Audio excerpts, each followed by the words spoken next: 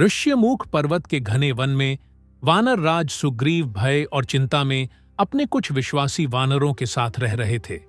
उनके बड़े भाई बाली ने उन्हें राज्य से निकाल दिया था और उनकी पत्नी को भी अपने पास रख लिया था। सुग्रीव हर पल डर में जी रहे थे, क्योंकि बाली अत्यंत शक्तिशाली था और उसे मार पाना किसी के लिए भी आसान नहीं था।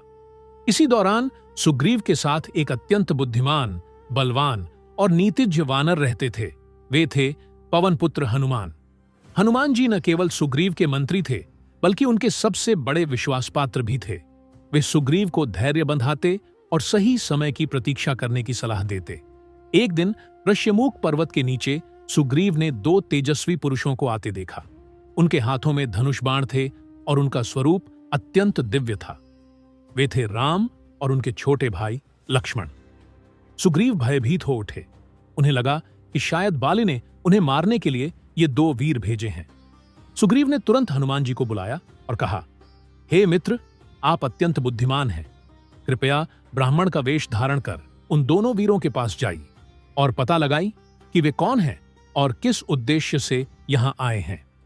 हनुमान जी ने ब्राह्मण का रूप धारण किया और विनम्रता से राम और लक्ष्मण के पास पहुंचे। उन्होंने मधुर वाणी में पूछा, हे वीरों, आप कौन हैं? आपका तेज देवताओं के समान है। आप इस वन में किस कारण से आए हैं?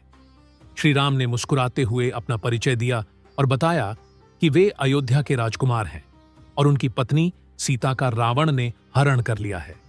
वे उनकी खोज में वन वन भटक रहे हैं। हनुमान जी ने जैसे ही राम का नाम और उनका उद्देश्य सुना, उनके हृदय में भक्ति की ज्योति प्रज्वलित हो उठी।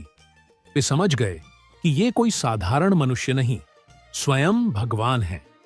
हनुमान जी ने तुरंत अपना असली रूप धारण किया और विनम्रता से श्री राम के चरणों में गिर पड़े। उनकी आंखों से प्रेम और भक्ति के आंसू बहने लगे। राम ने भी हनुमान को उठाकर गले लगा लिया। यह मिलन केवल दो व्यक्तियों का नहीं, बल्कि भक्त और भगवान का दिव्य संगम था। इसके बाद हनुमान जी श्री राम और लक्ष्मण को अपने कंधों पर बैठाकर सुग्रीव के पास ले गए। वहां श्री राम और सुग्रीव की मित्रता हुई। अग्नि को साक्षी मानकर दोनों ने एक दूसरे की सहायता करने का वचन दिया। श्री राम ने सुग्रीव को बाली से मुक्त कराने और राज्य दिलाने का वादा किया और बदले में सुग्रीव ने सीता की खोज में अपनी समस्त वानर सेना लगाने का प्रण लिया।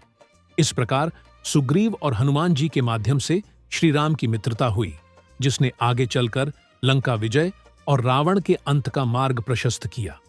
यह कथा हमें सिखाती है कि सच्चा मित्र और बुद्धिमान सलाहकार जीवन की दिशा बदल सकता है, और जब भक्ति सच्ची हो तो भगवान स्वयं मार्ग दिखाते हैं।